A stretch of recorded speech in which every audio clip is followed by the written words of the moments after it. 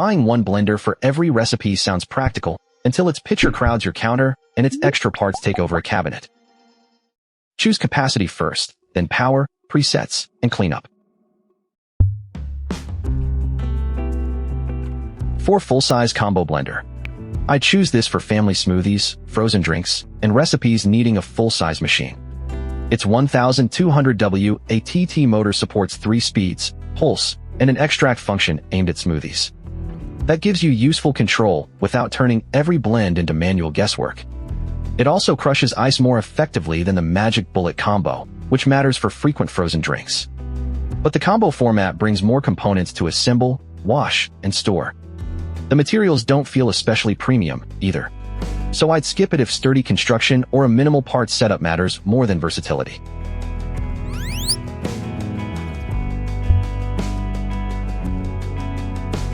For personal/full-size combo blender. Need 1 cup for weekday mornings and a pitcher for shared batches? I'd consider this when those 2 formats matter more than maximum blending muscle. You get a tall personal cup plus a 48-ounce plastic pitcher, so it can cover solo and household portions. But its 600W ATT motor sits below the Nutribullet's power tier, and the Nutribullet handles ice more effectively. The construction also feels inexpensive, while the many loose pieces increase storage and cleanup work. I'd skip this if you want sturdier materials, fewer components, or frequent frozen drink duty.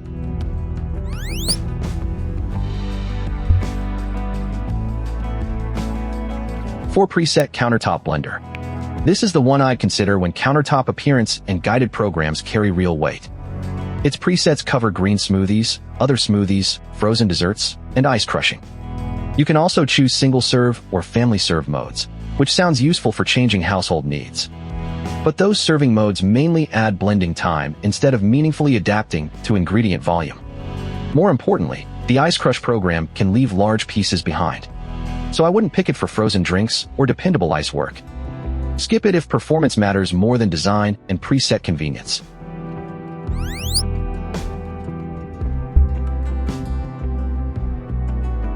For portable blender. Picture a small, liquid-forward blend where portability matters more than texture or batch flexibility.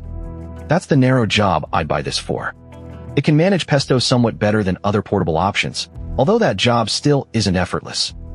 Kale smoothies expose the bigger limitation. Making one work required removing the kale and adding about 4 ounces of almond milk, yet the result still wasn't especially smooth. That means thicker mixtures may demand ingredient changes and extra attention. I'd skip it for leafy smoothies, homemade peanut butter, or any workflow where you expect a portable blender to replace a countertop model. The Nutribullet suits full-size power and stronger ice work. The Magic Bullet trades power for 2 serving formats. SMEG prioritizes appearance and presets, while Hamilton Beach makes sense only when portability outranks texture and versatility. Before buying, map every cup, lid, and pitcher to actual storage space. Then decide whether frozen ingredients, thick mixtures, or grab-and-go drinks dominate your week. Prices and accessories change, so check before you buy. I'd take the Nutribullet for broader countertop duty, then switch to the Magic Bullet only for its cup and pitcher flexibility. Choose SMEG for presets or Hamilton Beach for portability. Links are in the description. That's the brief, fit, trade-offs, and skip if before you buy. Subscribe for the next buying guide.